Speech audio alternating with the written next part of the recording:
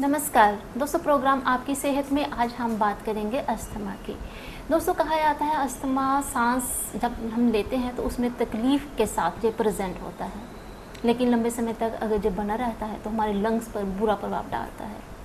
आम सी लगने वाली इस बीमारी के प्रति, इसके कारण, इसके लक्षण और इससे बचाव कैसे किया जाता है, इसके प्रति जागरूकता लाने के मकसद से पूरी दुनिया भर में 6 मई को वर्ल्ड अस्थमा डे मनाया जाता है। हम भी एज ए अवेयरनेस समझेंगे कि अस्थमा क्या है, कैसे इसे बचा जा सकता है, और इस पर जानकारी देंगे हमें डॉक्टर जावेद इकबाल सर, जो कि कंसल्टेंट चेस्ट एंड डिजीज़ हैं। सर, आपका हमारे प्रोग्राम में स्वागत है। Thank you. सर, पूरी दुनिया भर में इसे लाइमलाइट पर किया जा रहा है अस्थमा डे को। सर, अस्थमा आपसे अगर हम समझना चाहें तो क्या होता है? देखिए, अस्थमा इज़ ए कंडीशन जिसमें जो लेमन में आपको बताऊं एज कि शार्टनेस ऑफ ब्रेथ होती है, वीजिंग होती है, छाती में आवाज़ें आती हैं, विस्लिंग साउंड आती है, उसे हम कहते हैं। एलर्जी कंडीशन के साथ भी एसोसिएटेड होता है, एलर्जिक अस्थमा उसे कहते हैं। नॉन एलर्जी कंडीशंस भी होती हैं। एलर्जी कंडीशन जैसे आपको एसोसिएटेड होगा नाक से पानी आना, छींके आना, खांसी होना, शार्टनेस ऑफ ब्रेथ और वीजिंग जो है प्रोमिनेंट सिम्टम्स हैं। ओके सर, ये फ्लू लाइक सिम्टम्स देखे जाते हैं, कोल्ड और फ्लू में भी ऐसे ही सिम्टम्स होते हैं, तो क्या ऐसे बदलाव आता है हमारी सांस लेने में, जहाँ हमारे कोई ऐसे क्या लक्षण है कि हम समझ पाए कि अस्थमा हमें हो चुका है? जी, फ्लू लाइक सिम्टम्स डेफिनेटली होते हैं।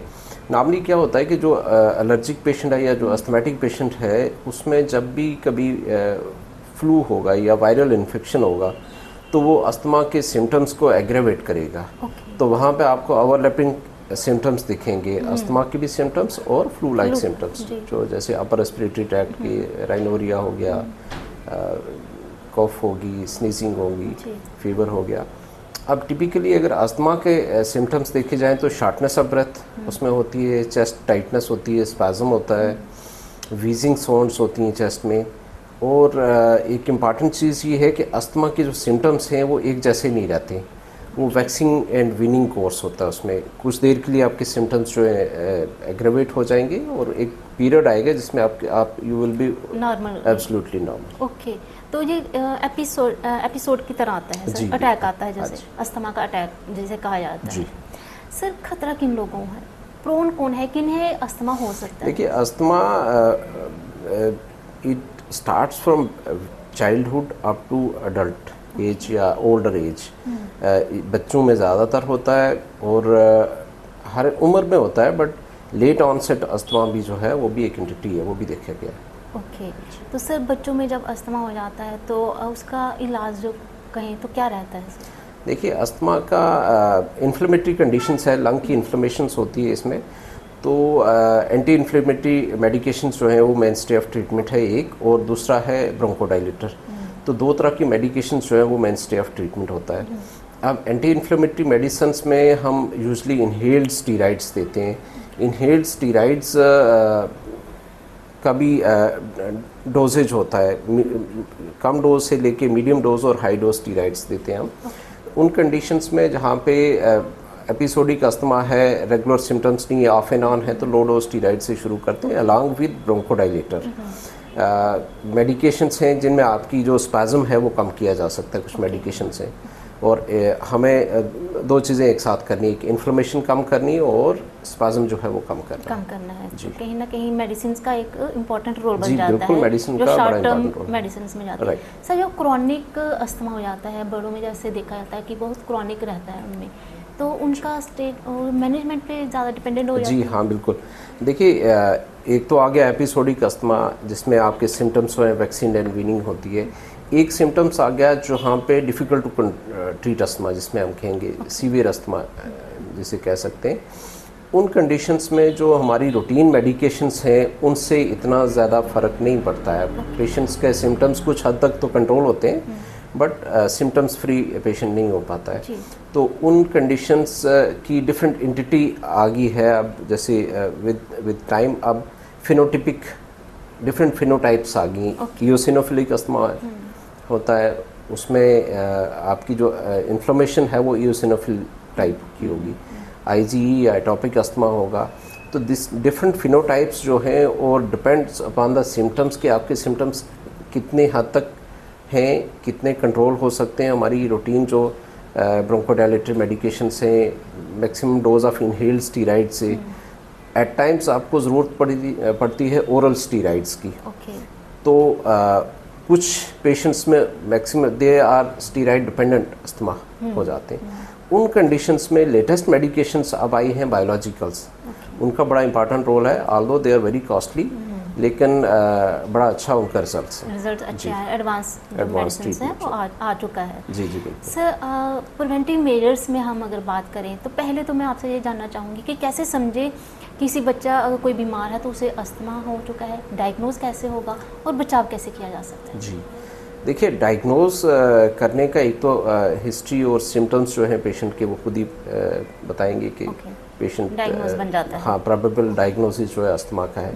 देन हम उसके एलर्जी टेस्ट करेंगे, जिसमें मैंने कहा फिनोटाइप्स देखेंगे, IgE टाइप है या ईसिनोफिलिक टाइप है। फिर हमारे पास डिफरेंट मॉडलिटीज़ है, जैसे लंग फंक्शन टेस्ट करते हैं हम, स्पायरोमेट्री से पता चल सकता है। स्पायरोमेट्री जो है बच्चों में तो पॉसिबल नहीं होती है, बच्चों में डिफरेंट टेस्ट होते हैं, जिसमें फिनो एक टेस्ट है, fractional excretion of nitric oxide एक वो एक टेस्ट आता है, या फिर इम्पल्स ऑसिलोमेट्री है, एडवांस टेस्ट हैं। उनमें जो बच्चों में अस्थमा है वो हम कैटेगराइज कर सकते हैं। सर, किसी भी बीमारी को जब इग्नोर करते हैं तो वो एडवांस स्टेज में चली जाती है। अस्थमा की अगर हम आज बात करें तो इसको इग्नोर करना, इसका जो स्पेक्ट्रम है वो कहाँ तक जा सकता है? देखिए, जो अस्थमा जो है ये रिवर्सिबल एयर फ्लो ऑब्स्ट्रक्शन होती है। इसमें रिवर्सिबल इन द सेंस कि विद मेडिकेशंस आपके सिम्टम्स कंट्रोल किए जा सकते हैं, आपकी डिजीज़ जो है वो कंट्रोल की जा सकती है।